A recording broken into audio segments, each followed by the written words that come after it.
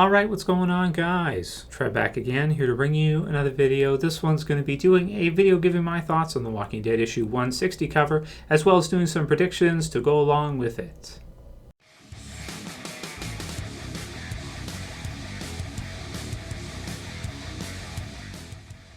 Alright, so here we have the cover for issue 160, which was released last week. My apologies, guys, for not getting the video posted sooner. Just crazy with everything's been going on lately. Been making tons of videos on some different stuff, and man, it's been having a lot of fun. So it's been great. So, but definitely still wanted to do this one once I got around to it, and today is the day. So the Whisper War Part 4 of 6, really cool. So there's also some variant covers which I haven't really given my thoughts on yet, so we're going to check those out after this one. But man, really cool. So we've got the blacksmith in the background, which of course Carl was the apprentice for, and we'll have to see what happens now. Carl and Lydia are at the hilltop currently still, but we know that Carl doesn't really listen to direction too well. He doesn't really do what he's told for the most part. So we're going to have to see if he listens, if he kind of sticks around. I'd almost guarantee, based on who Carl is, that's probably not going to happen. Also, of course, we have Lydia at the bottom left, who's holding her skin, it seems to me, because you've got like pieces of her hair still in it, that kind of stuff, her zombie Whisper face mask skin. The artwork on this cover looks a lot different from usual for me, and I'm not sure why, especially on Carl. Even on Lydia, too, the way the eyes are drawn and everything is quite a bit different from the usual. We do have another name there, of course, who's been added on now, because you have Charlie Adler, who usually does the artwork, and then Rathburn, who does the inks. And then, of course, we have Kirkman as always, but Guadiano. So he must be new, I'm assuming. And the artwork just looks a little bit different to me. It's not bad, I wouldn't say. It's not horrible or anything. It's okay. The eyes look a little bit anime-esque to me, if you look at Lydia's eyes, for example. Maybe I don't like it quite as much, or maybe it's just Charlie's trying to do something different. I'm not sure. So, you know, it's okay, I guess. It's whatever. It's fine. So, but we've got the usual blood splatter, Whisper War Part 4, and yeah, I mean, so it's still surprising to me that there's only going to be 6 parts. We don't have a description for the issue or anything like that. We're still kind of getting into the war. We're just seeing Beta and the Whisperers start to march towards, our joint task force, or our joint community,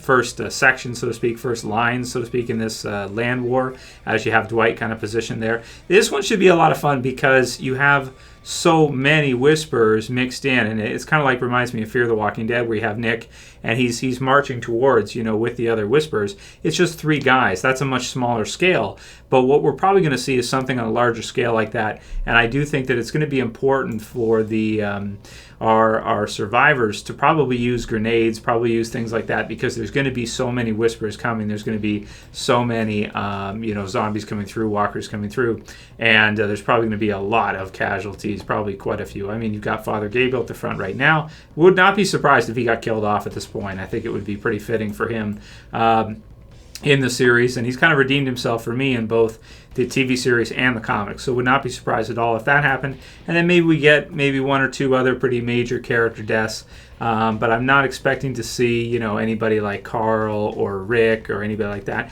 I could see Kirkman killing Dwight off at this time, something like that. I think would make some sense, but it kind of depends.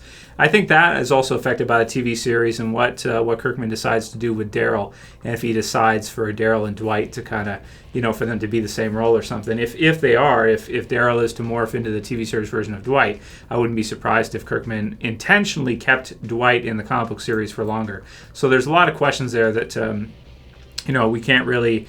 There's not much we can really say about it right now. There's nothing alluding right now to any direct deaths or any foreshadowing that I've seen that I've kind of noticed or anything like that recently in the comic book series.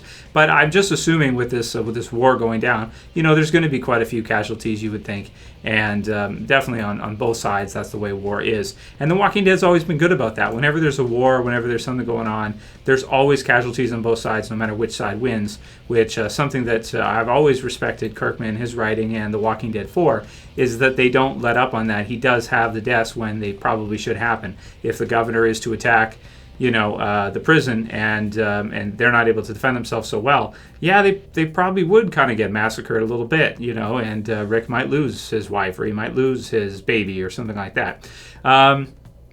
So really good stuff. So with this cover, I'm thinking mainly that Carl and Lydia in this issue are probably going to leave the hilltop. They're probably going to do something, maybe get themselves in some trouble. I don't know if Beta knows who Carl is, or if he knows what's going on with that or anything. So even if Beta was able to get his hands on them, what would he do with them? It's kind of tricky to say. But either way, man, I can't wait to read the rest of the Whisper War. September 7th, so that's next Wednesday is when we get our next issue, so can't wait to read that. And let's have a look at some of the covers, guys. These variant covers are really, really cool. So these ones for the Whisperer War are done by Arthur Adams, who is a pretty big artist in the last, I want to say, like 20 years in comics? Geez, even longer than that now. Holy cow, very X-Men-esque, very, very cool covers, man. I kind of geeked out when I saw these ones. This is just very, very comic booky to me. They all fit together like a huge mural, and they just look gorgeous. Also, if I checked recently, there was the issue 100 Something to Fear mural, which you could get with the Negan and the Bat and Lucille, and those go for quite a bit, so they went up in value quite a bit. So I'm assuming when this one gets there in the TV series that this set will also probably be worth quite a bit too. A variant cover. So each issue, part 1 through 6, we have here. So this one, with it being 160. Oh man, the Pimp Cane Smack, really cool.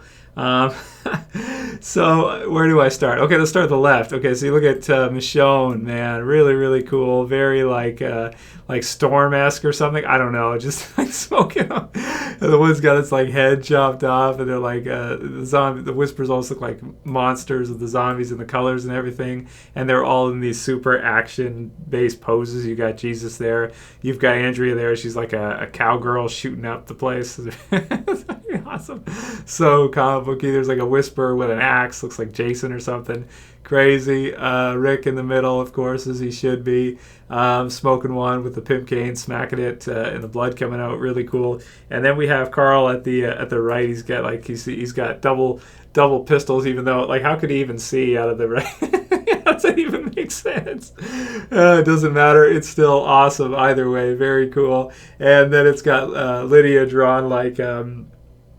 I don't know, who do I want to compare this to from Marvel or something? Like, I don't know, Black Canary from DC, or, somebody from Marvel. I'm trying to think, like Miss Marvel or something. It's just really funny.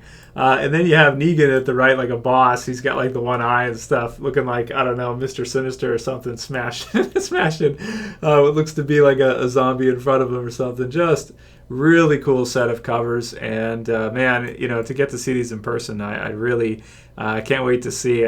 Maybe I'll try to pick these up, because I don't usually collect variant covers, but this one's really cool, and just to see them all lined up in person and in real life would be very, very cool. So that'll be it for today's video on the cover, guys. Of course, we got Fear the Walking Dead Q&As and stuff, so check those out if you haven't seen them yet. And Fear the Walking Dead getting back in full swing. And if you guys liked the video, don't forget, as usual, guys, please thumb it up below. Please don't forget to share. If you got a Facebook you want to share it through, I always appreciate it. And of course, if you're new and you want to subscribe, you can subscribe at the bottom left. That's it for this video. See you guys again tomorrow. As always, it's Trev, and I'm saying peace. Later, guys. See ya.